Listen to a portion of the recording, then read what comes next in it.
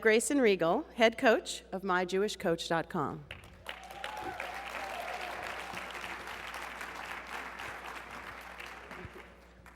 I hate going shopping.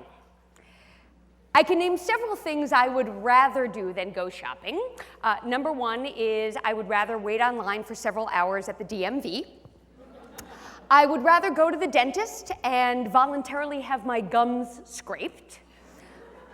I would rather have my eyebrows waxed. And some of us remember how that turned out. So it really came as no surprise to me that I became the mother of a daughter who also hates to go shopping.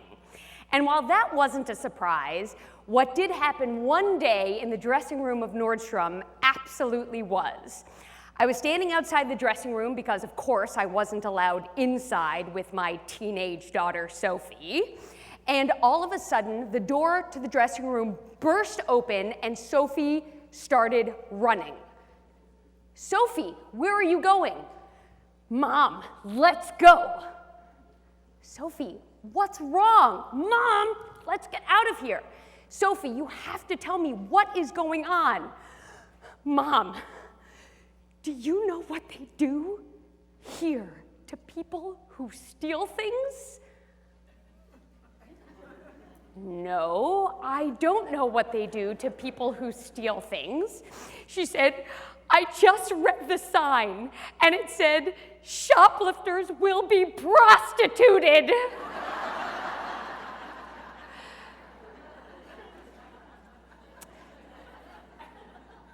Our words have meaning. Whether we pick the right word or the wrong word, the words that we use have meaning. They're infused with meaning, and whether we're talking about words in English or talking about words in Hebrew or any other language, our words are important. And according to a Yiddish proverb, words should be weighed, not counted. And I have the distinct honor of getting the opportunity to introduce to all of us today the word that is at the core of our JTalks. And the word that we are going to be weighing for the next hour is pro-flex-sponsive. So quick show of hands, how many of you know this word already?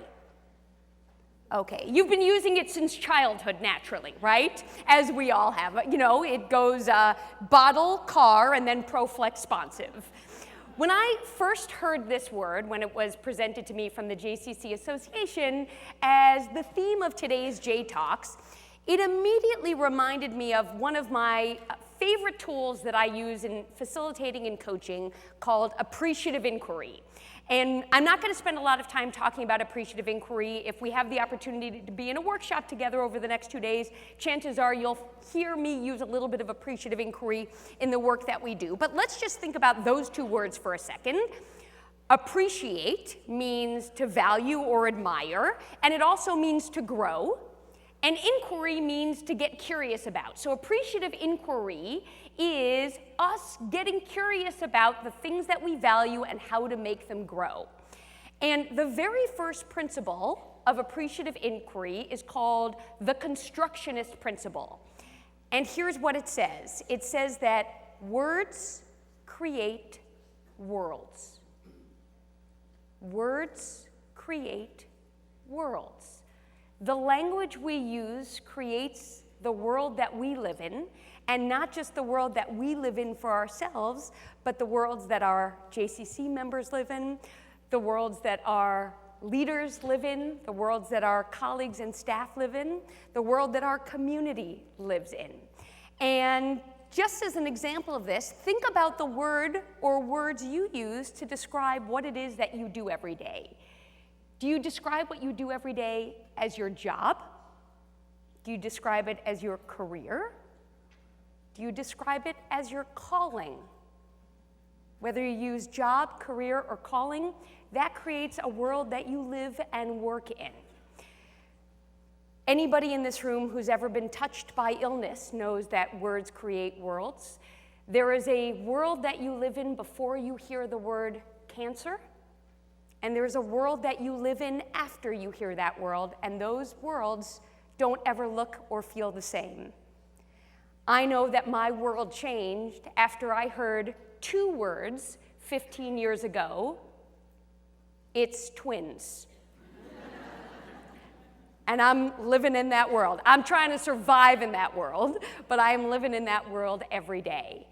Pro-flex-sponsive is an opportunity for us to create a world that our professionals, that our community, and our leaders want to live in. One where we are acting proactively, one where we are flexible, and one where we are responsive and able to understand when to use what. And think about even the name of our organizations, Jewish Community Centers. There are people who take part in our organizations because of the word Jewish, and some who come despite it. There are some who take part in what we do because of the word community, and some who are a part of it despite it, and some who come because of the center, and some who come despite the word. And we know that our best opportunity as professional leaders of the JCCs is to create the kind of environment where Jewish community centers, those words have meaning. And the way that we do it is by being pro-flex-sponsive and knowing when to use what. So I've said a couple of times, what does it mean, knowing when to use what? And not only do words create worlds, but in fact, there is a word that was used in the creation of this world, and that word is tzimtzum.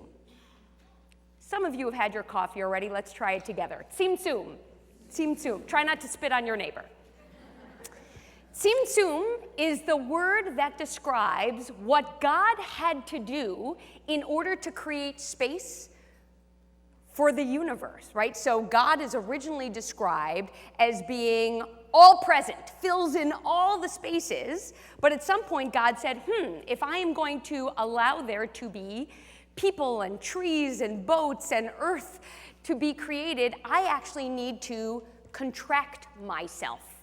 And part of our job in being pro-flex-sponsive as professional leaders of JCCs is knowing when is it time for us to step in and step up, and when is it time for us to step back and contract ourselves and leave room for the community to decide what it ought to be. So part of being pro-flex-sponsive is us knowing when is it time for us to engage in tzimtzum, to contract or retract ourselves to allow the room for others to grow and develop. And the ability to know when we should do that and when we should do something else also has a word associated with it, and this Hebrew word is binah. Let's try it together. Less spitting. Binah. Binah. So binah is not just about being wise, it's the wisdom of distinctions. So it's the distinction that a parent can make between a cry of being wet and a cry of being hungry and a baby's cry that says, I'm allergic to sleep. And there's nothing you can do to make me go to sleep. How many of you remember that cry, right? So that is the wisdom of making a distinction to say, oh my goodness, I know what that cry is, and nobody's going to be sleeping around here for a long time.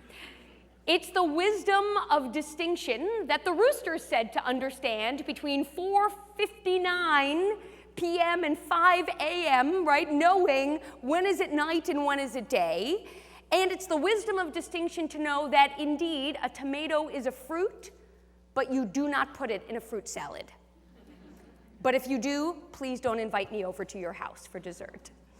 And we need to understand, as Jewish communal professional leaders, we need to understand when is it time for us to listen and learn, when is it time for us to lead, and when is it time for us to let others take over the reins. And that wisdom of making a distinction between when we are supposed to step back or step forward or step aside is what makes us truly responsive and proactive and flexible leaders of today's Jewish community and tomorrow's as well.